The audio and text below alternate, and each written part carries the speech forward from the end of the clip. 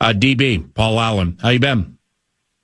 I'm great, Paul. Great to hear from you. And, we're chasing kids and waiting for winter to be over in short order, hopefully. And you're saying that from Nashville, Tennessee, where it's Nashville now for the Bacchus Covenant. What happened to Newport Beach? Why'd you leave the beach? Well, families in Minnesota want to get a little bit closer, but we learned that the winter is not a requirement in the United States, so we wanted to stay a little bit further south to avoid that if possible. But meanwhile, in middle-ish Tennessee, are you guys done with the snow and ice in that part of the country, and how bad did it get? It is 70 degrees the last couple of days, but it was, you would have been grateful for 15, 20 inches of snow instead of the ice that coated trees and pulled a lot of them down, unfortunately, on power lines, and it was quite a mess. It's still quite a mess with the piles of downed trees and debris alongside of the roads, and unfortunately, quite a few fatalities as well. Our neighborhood was without power for 3 days, but we persevered, and kids were out of school for 6 days from the storm. And I don't know what was more difficult, having kids home for 6 days unexpected or 3 days without power. Yeah, fairly stated. I see the producer laughing. He has 3 young kids, and I have 2 older kids, but we get it. So being in Nashville, David, do you ever get to any Preds games?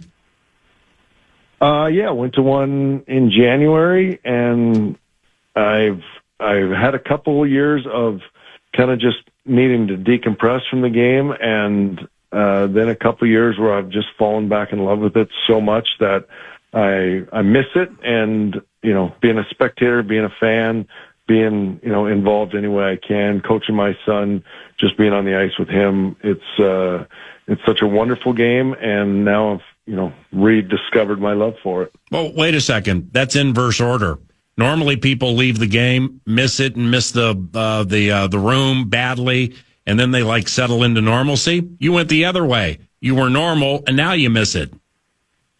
Yeah, I think it was something I did for the first 32 years of my life, and the last year was tainted by the COVID season with not many fans, if any fans, restricted time on the road.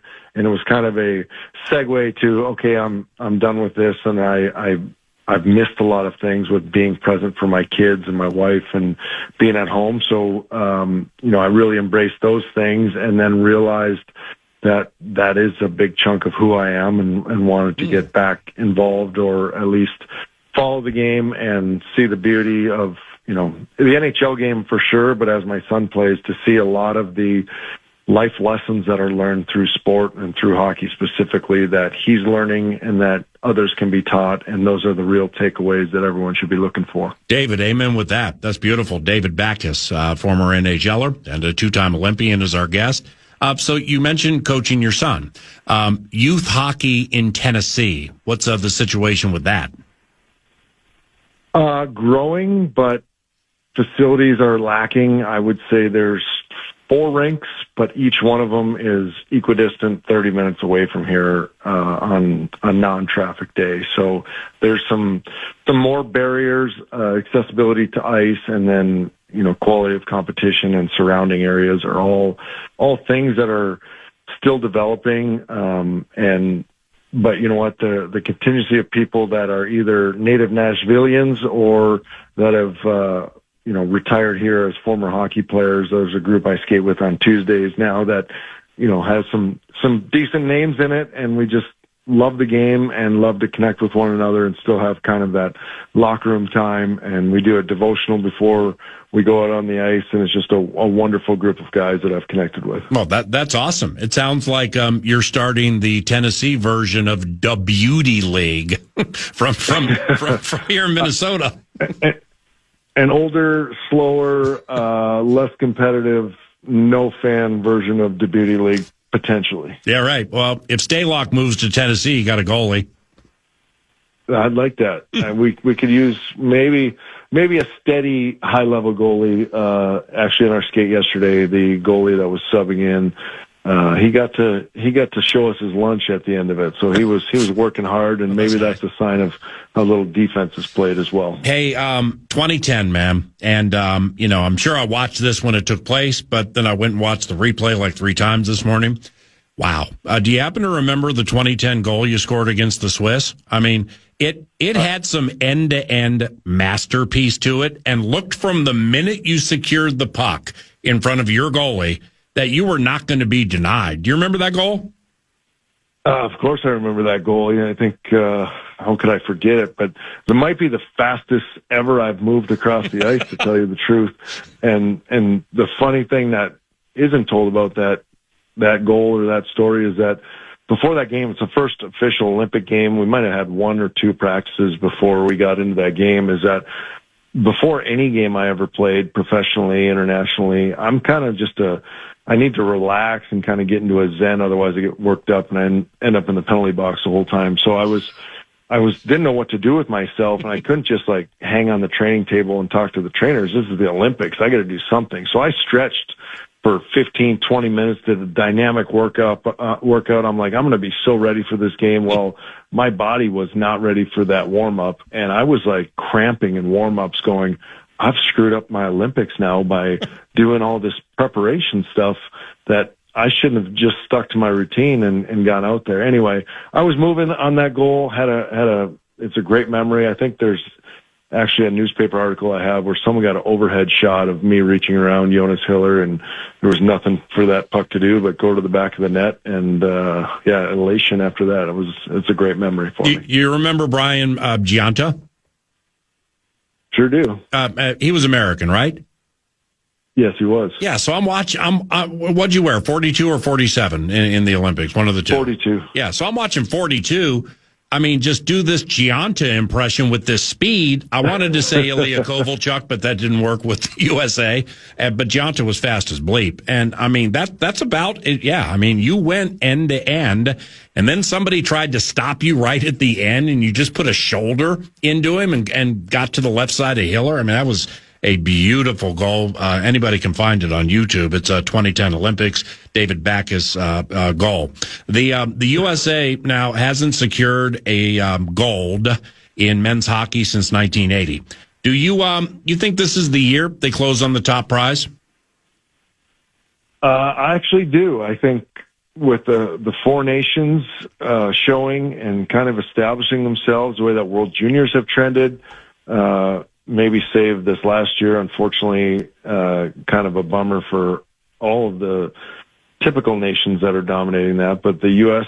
has really been on the upward trend. The amount of skill we have is second to none. And then you've got a lot of gritty players in there. Bill Guerin's done a great job of not only, selecting the 4 nations tournament, but carrying that in now to the Olympics, which is going to be a little bit different of a competition than the 4 nations was, but equally as, intense, as important. And those guys have a good thing going. Best goaltending, I think, undisputed in the tournament on the U.S. side, and some great scorers, some great defensive players. I think everything's trending in the right direction for the U.S. to get off that 46-year schneid that we've had. Obviously in 2010 we were in overtime in the gold medal game. Yep. 1 goal away from making that a different result and resetting that clock, but wasn't in the cards. And I think if you remember that whole tournament, we beat Canada 5-2 maybe in the preliminary games, and really,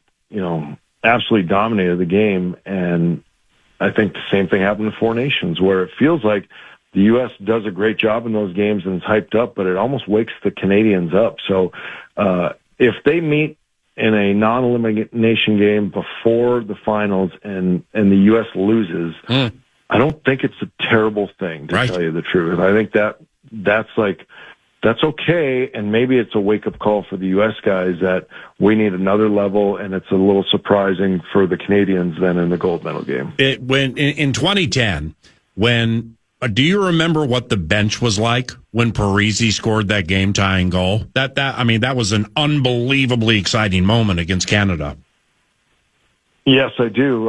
By that time of the game, we were down a goal and needed one. I don't think I'd played in 15 minutes. I was resting next to Tim Thomas on the far end of the bench, and we were chatting about, cheering on our guys with the pom-poms. But, it was like we just need the one. And Ryan Miller was outstanding that game and keeping us in it, and you could just feel it coming down to that. And Zach always sniffing around the net looking for trash and found some and just the elation. And I'm like, oh my gosh, we got the momentum now. Wow. Time expired. We're going into overtime. And we got behind the scenes in Vancouver's arena, and we were in some makeshift, terrible locker room. And the Ryan Whitney spoke up and he goes, boys, he's from Boston. He said, boys, who's going to be the hero in here? Somebody's going to be a hero tonight. Wow. And I'm like, oh my gosh, you're right. Someone's going to be Mike Eruzione in this group. We're going to go out there and we're going to score that goal. And, as the book's already been written, the ending, but, such a great feeling, such a great opportunity. And one of the best memories I have of my playing time. And following that, it was the last event of the Olympics was that gold medal game, and the closing ceremonies were like ready to start across the way in the football stadium that was just across the street from the hockey rink. And obviously it's a disappointment for so many guys. You want to win gold. That's what you're there for. You go through this whole tournament. You go through all this workout. You're representing your country. It's an awesome game. Goes to overtime. You lose. And only 3 of us went over to the closing ceremonies. But one of those times where, I don't know if it was a compartmentalizing, but me living in the moment and just saying, I don't know if I'm ever going to get another chance to do a closing ceremonies. I wasn't able to be at the opening ceremonies because the NHL season was still going on. So, was able to go, and an opportunity and an experience I will never forget, and was just amazing to feel that Olympic spirit, be with all the other Olympians that had either won medals or at least competed for their countries and given their all. And just an awesome, awesome memory for me. Well, that was a terrific story. David Backus, 9 to noon. From what you remember, David, how do they determine who plays with whom on lines? Some of that is constructed, as you're making the team.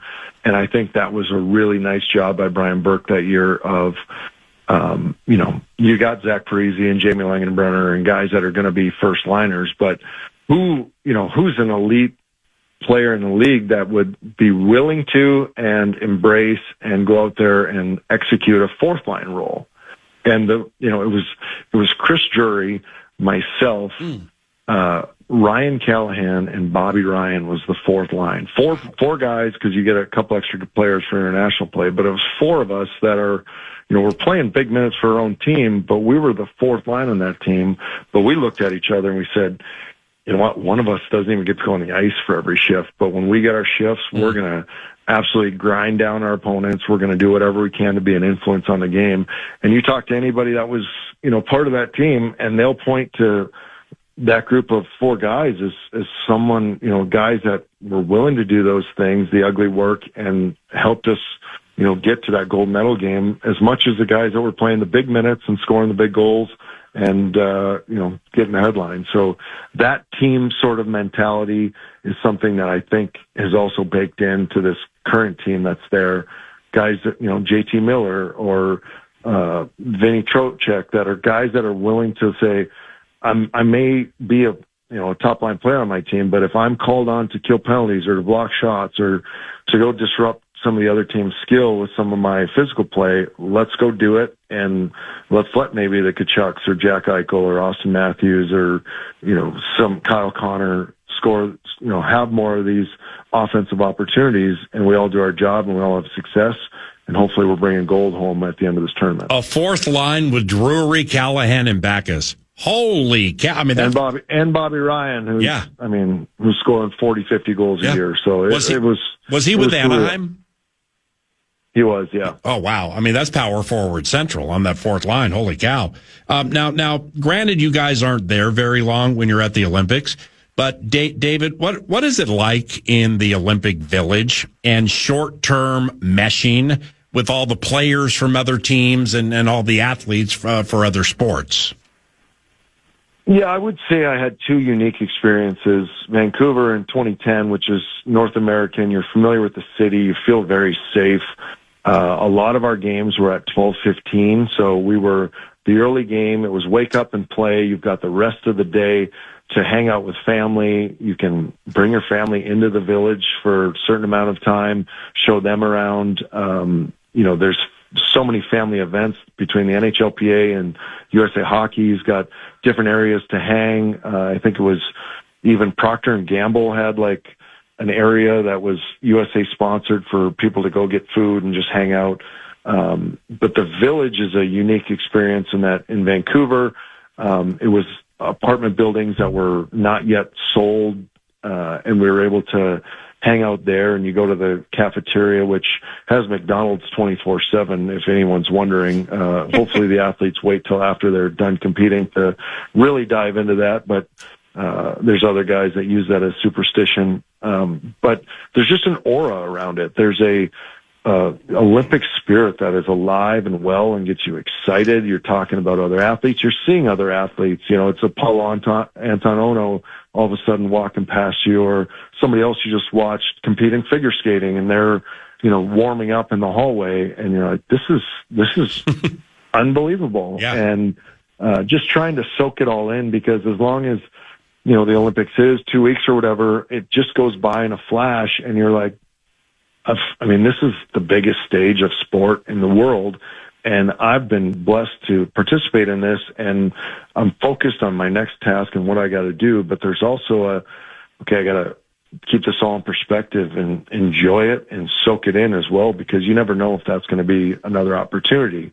Going to Sochi was much different. You're in Russia. That we were, security briefed up and down, stay on only Olympic transportation, stay only in this area or this apartment complex where families were staying, and, a little less great accommodations as the stories have been told, but, a TV and two twin beds and, running water was really all that was required. And, my roommates too were Patrick Kane the first time, and I was, tasked with keeping him in line at the time, a young Patrick Kane who was known for straying off the page a little bit, and that was successful. And then in Sochi, it was my teammate in St. Louis, TJ Oshie, who had quite the Olympics, as you remember. And so my two experiences were different. Sochi was a lot more time in the room and just time kind of under wraps. Vancouver, exploring the city, doing stuff around the city, going out to dinner with parents and such, rather than just being kind of confined to this safe area and that safe area. And if you remember, my wife was not a great rule follower and straight outside of the parents' area and the family area, and was seeing all the stray dogs around Russia, and if not just giving them a good meal, giving them a bath in the hotel room, and then we were able to rescue a couple of them and got them back to the States from Russia to tell their stories and further our animal rescue efforts. So that was kind of our two different experiences in the two different games. I'm glad you said that, David. What is the official name of the animal rescue that you and your wife run?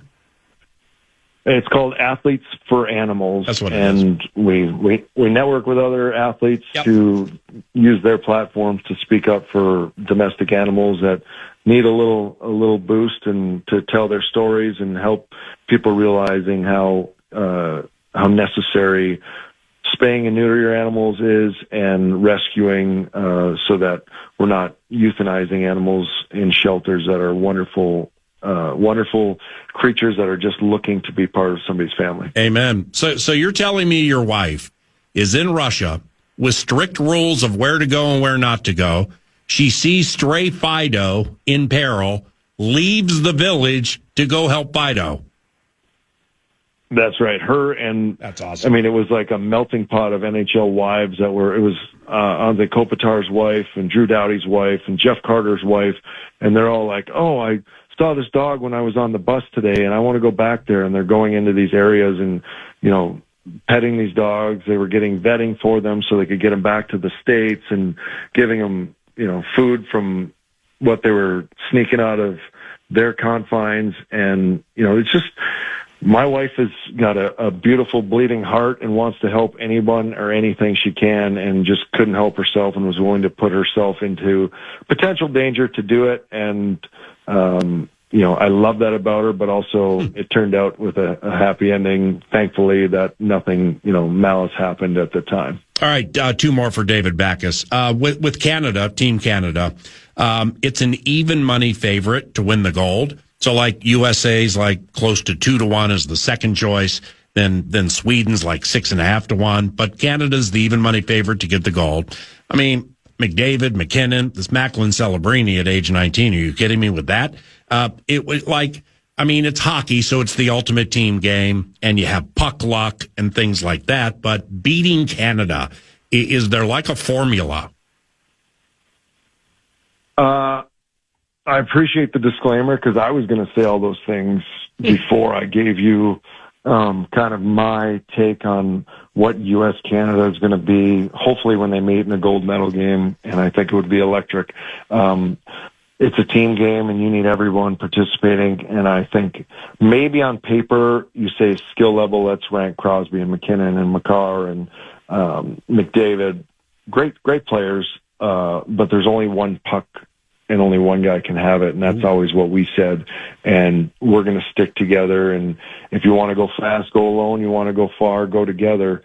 We're sticking together here, and we're going to get a job done. I would say the key to the game when U.S. plays Canada is beating Jordan Binnington early, trying to get one by him, get him a little rattled, get him doubting himself, because I think you watched that game in Four Nations, and so did I, and it was gave me a little PTSD from the Stanley Cup final in 2019 when we were with Boston playing against St. Louis. If he starts to feel it and he can make 3 or 4 or 5 big saves, keep his team in it, and then gets one, in support, all of a sudden he's in a groove, and extremely hard goalie to beat. So if we can get one by him early, get in his head, get him a little bit doubting himself, that to me is a difference maker in winning that game, or giving Canada too much time to get their feet underneath them and recovering, because they do have a great team. Goaltending's our advantage, defense is our advantage, and I love the competition, the rivalry that's there, and I'm just praying for a gold medal, U.S. against Canada, and I've got my closing ceremonies outfit still from, I don't know what games it is, but my daughter's a 5th grader, and they do a Winter Olympic thing at her school, and she told the teacher that I played in the Winter Olympics. So I've got 45 minutes with all the 5th graders in her school with my closing ceremonies outfit on and a silver medal next Thursday. So I'm going to be repping that thing all over town if the U.S. hockey team wins gold. That's sweet. You mentioned Cale Makar. Is he absolutely the best defenseman in the NHL? Because I'm not pretending like I watched a lot of Vancouver Canucks 3 months or so ago and for like the last 4 years. This Quinn Hughes for the Wild, especially when he's with Faber, holy cow. I ain't saying Quinn Hughes is better than Cale Makar, but if he's like 1A, 1B, 1C behind him, he can't be that far behind. Yeah, both of them are like, I think, 10 years ago, they're probably forwards because they're so dynamic. They're unbelievably fast. They read the play. They turn on a dime. They create offense on a dime, and they drive the game when they're out on the ice from an offensive side of things. From a defensive side of things, they use their assets to, again, break up plays and hunt down pucks and get back so fast that somebody like me that would love to get body on them, they're so fast and shifty that you're unable to. So it's a great comparison. One's a righty, one's a lefty. Cale's maybe a bigger guy, but just how dynamic and explosive they are. You want one on your team, and the Wild got a good one. And again, I've heard criticism maybe that Billy Guerin gave up a lot for that, but when you see what you get, and hopefully you can retain them and maybe bring a couple of his brothers to Minnesota, that would be quite the story. And I think the key to that, not to get off the Olympic topic too far, but the key to that is that you got to make a great run and show them what Minnesota. You got to keep them in Minnesota till May, till things thaw out, and you say you could live in this amazing place in May, June, July, August when it's not frozen. And look at these fans. These fans are so passionate. They all got kids that are playing youth hockey, or they played hockey growing up. It's really in the culture, in the blood, and if you win a Stanley Cup with the Minnesota Wild, I mean, your legendary status, you probably, never buy a beverage the rest of your life, but you can, you're walking on rare air if you're able to do that. And it would be just a special experience for not only him, but the whole state to have that. David, you're the bomb. Great catching up with you, man, off the mic and on the mic. May God bless you and your family. Thanks for the time. And I don't know, as the games go on, we'll probably call you again. Okay. Sounds great, PA. Thank you. Great to hear from you again, and keep up the good work. Love to listen to you. Now, thank you. Appreciate you. David Backus, two-time Olympian, long-time NHL player from Blaine, Minnesota. Man, he's got me thinking about the Hughes brothers. I'm thinking about lifting a cup. Well, when we're talking about beating Canada, he started off with some Ray Whitney speech. I mean, he's like, look, okay, got to do this, got to get this on Bennington. I'm like, boys, let's get these games going right now, man. All right, it's 11:30. That's KFAN Sports Talk time. I'm Paul Allen, and Nordo has the honey money. Yeah, I do. The fan wants to give you a shot at some bonus bucks with the National Cash Contest, and all you do, you go to KFAN.com and you enter the keyword happy. Just picture how happy you would be winning some bonus bucks by entering the keyword happy at KFAN.com. Tomorrow, 9 to noon, we have no Nordo. Ooh! Boo! But what we do have, Kevin Gorg is going to join us in studio. Ben Lieber will be in studio. There could be a Ryan Suter appearance on the 9 to noon show tomorrow, plus much more. Might catch up with Rochi, too, who's boxing the Olympic hockey in Milan. That's tomorrow, 9 to noon. What's going on right now? Well, so yesterday we were doing kind of an NFC North cap conversation, just kind of where our NFC North foes are at. And we never got to the pack, but in relation to them, as I was kind of putting some things together, it's like, ooh, they don't have a first because of Micah Parsons. And who are their free agents? And they actually have some decisions to make, like Quay Walker. How much do they think they can get out of Kingsley Enagbare? Romeo Dobbs. Dobbs is a talker. How about Rasheed Walker? Do they love him at left tackle for the long term to pay him now left tackle money? Sean Ryan's going to be a free agent, so feels like Sultan is smug. Dave Sinekin might have an opinion or two on that down the road. But among the free agents coming up, Malik Willis, PA. Malik Willis. So. Gabe Henderson is somewhere if he's listening and he's fanning the flames. Let's go Liberty, and he's wearing a shirt. And, Gabe Henderson with the Kansas City Chiefs. Chiefs Entertainment Network. Yeah, I think he works for the SEN, the Chiefs Entertainment Network. I think he got that job within the last 2.5, 3 months, and it was wonderful timing there by Gabriel Henderson. Gets the job with the Kansas City Chiefs, and first game after, Mahomes rips up his ACL. I always love that. Welcome to the show. Gabe, by the way, I adore him, and just cool young family. Amen. He's got the baby, the whole thing. So always loving Gabe. But Gabe's loving Malik Willis. Of course, Liberty University connection as it is. He's going to be a free agent. And this kind of transitioned me, and it just kind of, I don't need names from you. Neither of us have names. We have no predictions because of where we're at right now. But I just go back to, if you remember, Darnold signs with the Vikings a couple years ago. Charch is at some rest stop in like Pueblo, Colorado, losing his mind. Yeah. And then we saw how that year ends up. You win 14, final 2, didn't go the right way, and then we were out of the playoffs. But as we move forward, I just feel like we have to change our face on this a bit.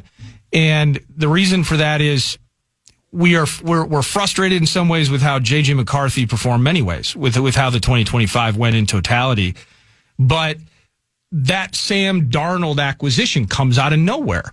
And right now you're seeing reported, I'm going full Rube style on this. Like, I'm loving it. Like, Pelissero's hitting us with some names. This person has a list of names who could potentially be available. We got guys possibly coming out of retirement. I mean, we're looking under every freaking rock, right? Yeah. But there are instances like Malik Willis, for instance. I guess I got to change my face because I'm thinking, okay, well, almost felt run first, put in great spots by a good coach in LaFleur who runs the bleep out of the ball. What was asked of him? And so, I'm Malik Willis. Well, then, I'm just kind of searching on the internet. One of the first things I see from the Dog Pound Daily, who follow the Browns, why a $100 million Malik Willis deal actually makes sense for the Browns. That's a headline that I just read. $100 million? $100 million. So that's a Darnold deal. That's a Darnold deal. So then I look, hey, the Steelers. The Steelers, why Malik Willis could fit there in that spot if Rodgers is done. So just the market for a Malik Willis kind of has me changing my face in terms of, all right, well, I just watched how Kevin O'Connell worked to develop J.J. McCarthy. And I believe we spent 3 months in season talking about arm angle and footwork and the accuracy and all of these things. So why would we try that experiment with Malik Willis? Yeah. Because if J.J. McCarthy wins the job, whatever that looks like, it starts week 1, we're saying that that's growth. But winning a QB competition against another Sam Howell or a Brett Rippon versus maybe some of those names we've seen bandying about, those are two different things that are taking place. So I got to look at free agent names. I mean, I only have like a handful.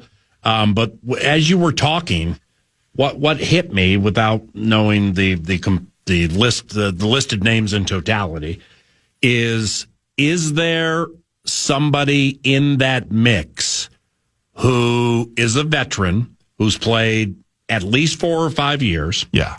And what was ballyhooed at one point, then deemed an absolute bust, right? And is looking to get with a brilliant offensive mind like the head coach and flourish from there, kind of like Darnold. Well, and again, changing my face on it, whether my perspective of Malik Willis clearly from a national, I've been off on Malik. There's some vibes and a momentum with Malik. So we'll see. Malik was solid with Green Bay. I think he did a fantastic job. And so, but the running, how it works, again, maybe I'm getting too tripped up in my own head about it.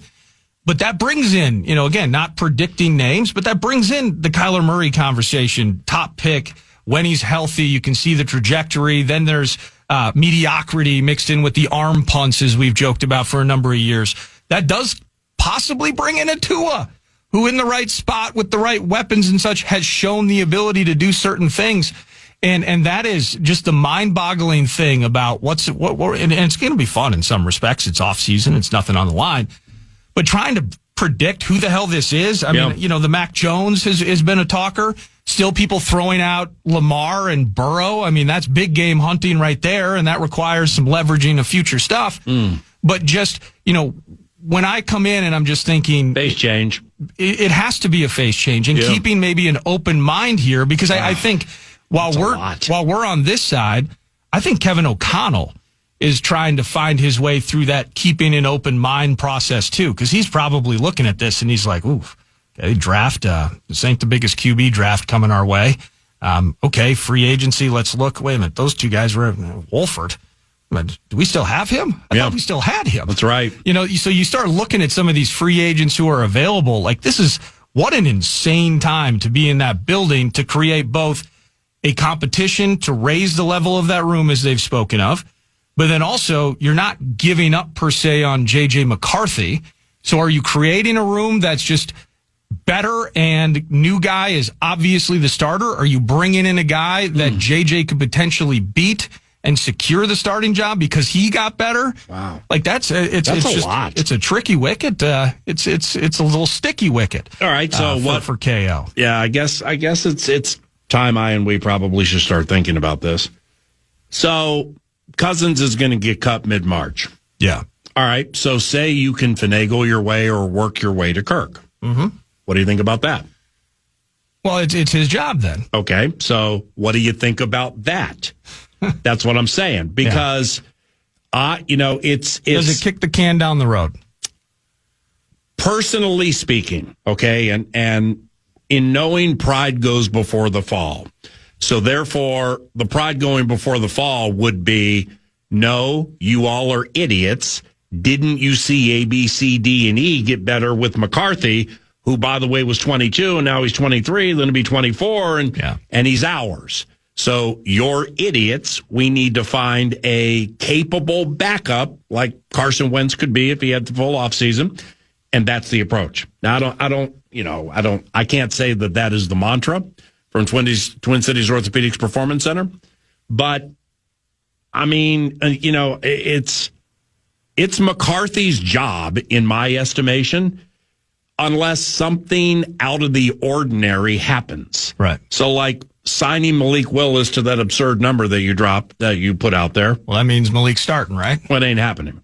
I mean, I can't see it happening. No, I can't either. Specifically with where they are cap-wise. I personally speaking, if they'll have me, I'll call their games if they have Kyler Murray or Tua Tagovailoa. I can't see either one of those happening either because of play style / money they're owed. So I put lines through those three. So now I think the next endeavor is pretty much trying to find somebody who is comfortable not starting or comfortable battling for the spot, has gifts that win a miss. Just think Darnold, okay? Gifted, 3rd overall pick in the draft, disaster with the Jets. He was all right with Carolina, but then he gets here and he flourishes, and now he's taken off. Kind of like Matt Boldy. I mean, Matt Boldy was a good hockey player. Then they went to the Four Nations. Well, it's changed his whole life. Yeah. Seriously, I mean, he's, I belong. I'm overstating it, but you know what I mean. I get you. He's been dramatically better since he learned he belonged at the Four Nations, specifically against Canada. Somebody like that. Somebody who others have given up on, has gifts, is not super old, and is willing to compete or be the two. Yeah. That's where my face is right now. Yeah, no, I think that is probably the right answer. I just, if you come in, like, okay, so let's take the Kirk angle. So Kirk comes in, JJ's on the bench for 2026. Like, then is there an element of questioning whether he's going to be ready for 2027? And that's why I said kicking the can down the road before you explain further are we, after so few starts, is it either he's going to compete and win this job or effectively his time in Minnesota is done? It's very difficult for me to see him sitting on the bench and just kind of what that looks like. Now we're talking 2 seasons of his first 3 in the NFL. He's not playing. Right. He's left a lot of bad taste in the mouths of fans, although, he could change all of that week 1 next year by going for 303. I'm just, that for me, again, changing my face on it, just the most difficult decision of KO's tenure here by far. But the names, when you start talking about play style and various things, I almost leave it more confused and in some ways kind of a little less optimistic the more names you put in front of me in terms of what that could look like here in purple in 2026. Fairly laid out. We'll start thinking about it 9 to noon. The final segment for today is Wolves. I can't wait until tomorrow. Tomorrow might very well be too late. Now, what did I do wrong? Oh, no, you tell me. It's 11:53. That's a KFAN Sports Talk time. Thank you very much for listening to the 9 to noon presentation. That little football talker that Nordo tripped onto kind of got me thinking a little bit. We'll put some more time into that tomorrow and probably next week, 9 to noon. Yours truly with the analyst, Pete Bursich. The plan is to be at the Indianapolis Scouting Combine in a week and a half. So maybe some steam will emerge there. And it's a fun time of the season for speculating. Thank you very much for listening to 9 to noon today. Nordo produces, and I'm Paul Allen. God bless all of you, and have a wonderful day. Bye. Easy credit rip-offs, good time. 9 to noon. Time for 2 more. Hanging in a job, good time. Ain't we lucky we got 'em? The Vikings. Good time. If it's good news or money, leave a message. Podcast today's Paul Allen Show or listen back to previous show and interviews by going to the iHeartRadio app or KFAN.com.